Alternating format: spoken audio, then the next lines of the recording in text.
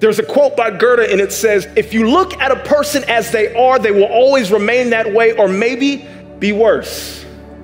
But if you look at a person, this is good. If you look at a person as they could be, they will grow into what they should be. Right? We have to know what we stand for. I'm not talking about what your company stands for. I'm not talking about your family values.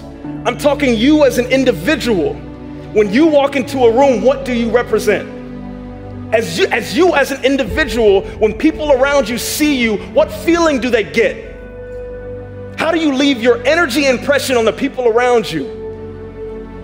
As individuals, we have to do that. That's the first step that we have to do when we're talking about make your mark. Everybody repeat after me, make my mark. Yeah. Repeat after me. In order to make my mark, I have to define my mission statement. In order to make your mark, some of you are going through, you're on the journey of becoming, and you have to look at adversity with a new perspective, right? By a show of hands, how many of you guys have experienced fear? I need the elbow to lock. So here's what fear does. Fear is restrictive. Fear stops us from taking the steps that we need to take to become the best version of ourselves. Fear is the thing that's literally holding you back from doing the thing that you're supposed to do. Fear is stopping you from becoming the leader that you're supposed to be now. One of the things that I've learned in my past is that leadership is not a title. Leadership is an action. Leadership is not the title that you have. You can clap for that, because let's go.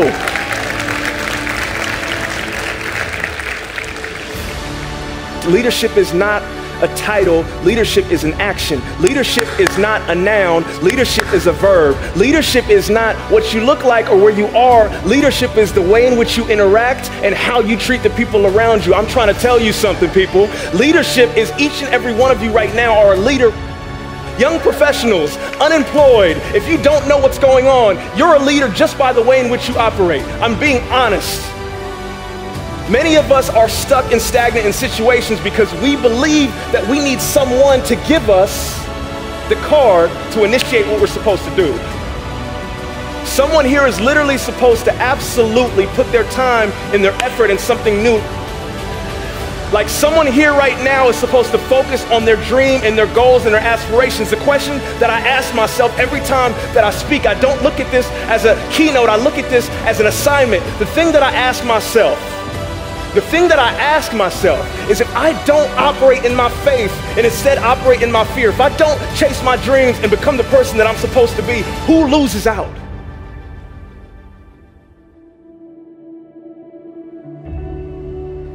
I realized that I wasn't doing this for me. Like every time I do something, it's not just for me. There are people who are watching you right now in your journey, and you're inspiring them just by the way in which you move.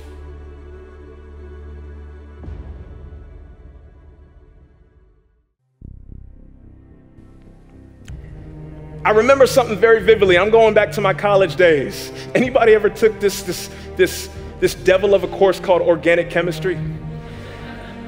Ooh, you can't see it, but I'm like crying in the inside thinking about organic chemistry. So I'm in school, right? I'm at Princeton on the East Coast.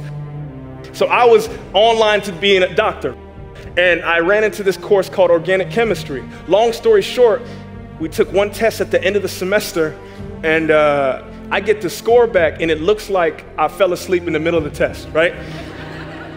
Like to the point where like the professor came to me and was like, I just wanted to make sure, did you know there was a second half to the entire test? I was like, yeah, I tried my best. I was really in there.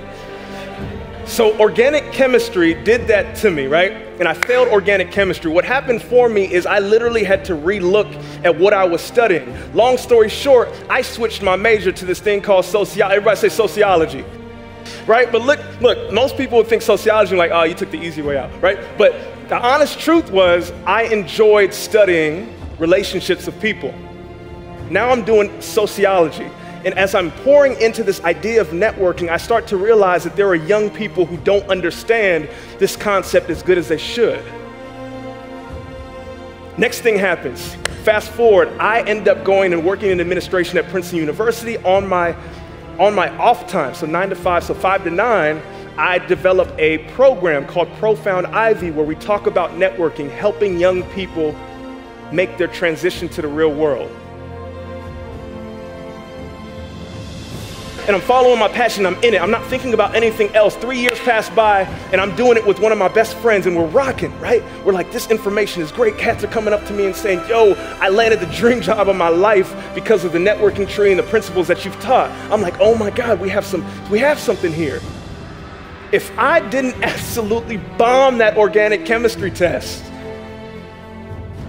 like hear me, because some of you right now are in situations where you're bombing something. Something is hitting you in the head right now. You're absolutely failing. You're trying to figure out what's going on, but you're being redirected. You're being repositioned for your passion and you have no idea.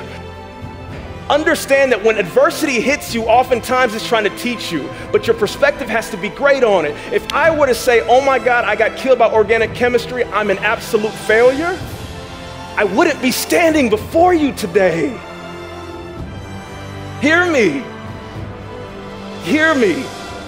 Like you're in something right now and something is hitting you in the head and you're like, man, life is hard. Like I can't get everything together. Like I don't know what's going on in my life. I'm trying to put two pieces together. I just want to look like everyone else.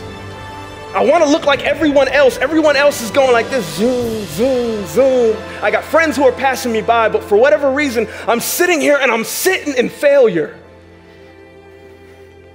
And I'm talking to you, not all y'all, you. Oftentimes, life puts us in a position so that we can absolutely be hit in the head, so that we can redirect ourselves and know which way we're supposed to go.